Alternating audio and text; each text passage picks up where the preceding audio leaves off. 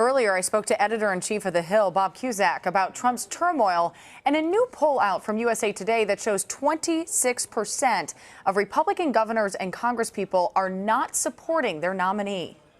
On the ground, you need these governors, you need these congressmen in their district pitching the GOP nominee. And clearly, a lot of people are not going to be doing that on the Republican side, but they are doing it on the Democratic side. I don't know of one Democratic governor or Democratic lawmaker who is not supporting Hillary Clinton. So that is a huge challenge for Donald Trump. And he continues to make enemies on the Republican side. And I don't think that's going to stop over the next 4 weeks. Yeah, some of his comments about being unshackled now, not good for a lot of people in Congress. And when you look at some of those down ballot races right now, how do you think this plays out in terms of party control for both the House and the Senate with some of the things that he's been saying and doing? Well, we've been talking to a lot of Democrats in the Senate. They are very confident that they are going to take back the Senate. They need 4 seats if Hillary Clinton wins, 5 if she does not. And the map doesn't favor Republicans in the Senate because there are a lot of Republicans who are defending their seats. The House is also now a question mark. Democrats would have to win 30 seats. That's an enormous amount of seats, especially with the gerrymandering in politics today. Is it possible? Yes. Is it likely? No. But at the same time, Democrats are very confident that they're going to pick up seats in the House. And that's going to make a very difficult time for Paul Ryan, who's going to have a narrow majority probably next year. Going to be very different looking. So the one thing that I keep thinking about, we're 4 weeks away now from the election. How do you think this continued rift in the party will shape the party after the election is over? I mean, we have to start thinking about the future. Yeah, well, remember after Mitt Romney lost, the RNC put out a report called An Autopsy and what we can learn from the 2012 loss. This one, I think, is, if they lose, it's going to be even more damning because you're going to have the Trump supporters. You're going to have Trump, who's not going to go quietly in the night should he lose.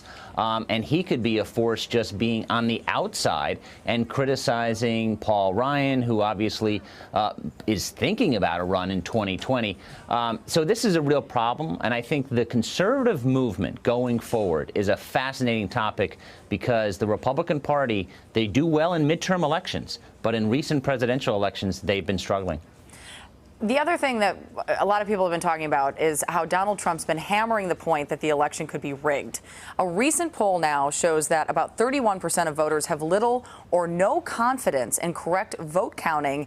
Do you think this plays into Trump's narrative?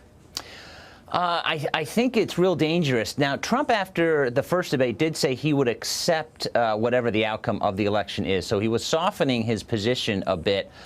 We've talked to some experts at the state and local levels about hacking, and it's very, very difficult to do that, almost impossible. But, of course, you have to watch out for that kind of stuff. I do think that after this has been one of the most partisan, nasty elections I've ever seen. That last debate was especially vicious. Oh my goodness, it was terrible. Yeah, it was really rough. And the party, the country needs to come together. And it's very difficult to see how Hillary Clinton or Donald Trump will be able to unite everybody on November 8th, November 9th, and going forward.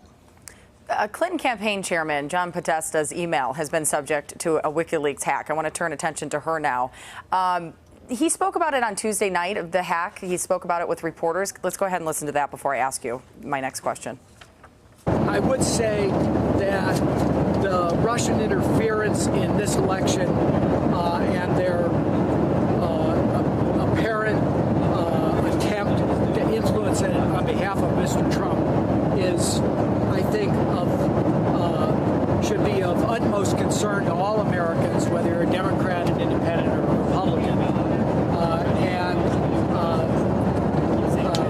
We would hope that the coverage reflects what really is underlying the constant dribbling out of information from WikiLeaks, Guccifer 2.0, and others. A little hard to hear there because it was on an airplane, but he said that Americans should be concerned about this. Do you think the hack of his email and others within the Democratic Party will have any influence on the outcome of this election, or is it just one of those things? I certainly think it's had an effect because Hillary Clinton has not been able to shake her email controversy, and it continues with this hacking. We're still talking about emails, different type, but still I think Podesta there is trying to change the topic. And of course, it is of utmost concern that Russia is allegedly hacking into these emails, these Democratic emails, and that's coming from the U.S. intelligence agencies. So it's not just a partisan claim. But at the same time, he doesn't want the attention on what the discussions are. People don't want to have their private emails discussed in public, but now they're out in public, and that can be very embarrassing. And there's going to be more emails coming out. There are court cases about the State Department emails that Hillary Clinton used. So there are more shoes to drop here. Is it big enough to have Hillary Clinton lose this race and blow her double-digit lead? I don't think so, but it remains. Maybe they're waiting until the last week to drop something really, really big. Well, because some of these emails, there are things within them that people are now talking about. So, yeah, we'll have to wait and see if there's something even bigger in there. Bob Cusack in Washington, thank you so much. Thank you.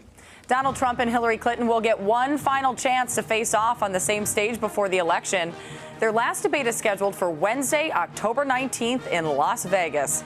You can watch our primetime coverage, which starts at 7 Eastern, followed by the debate at 9 o'clock.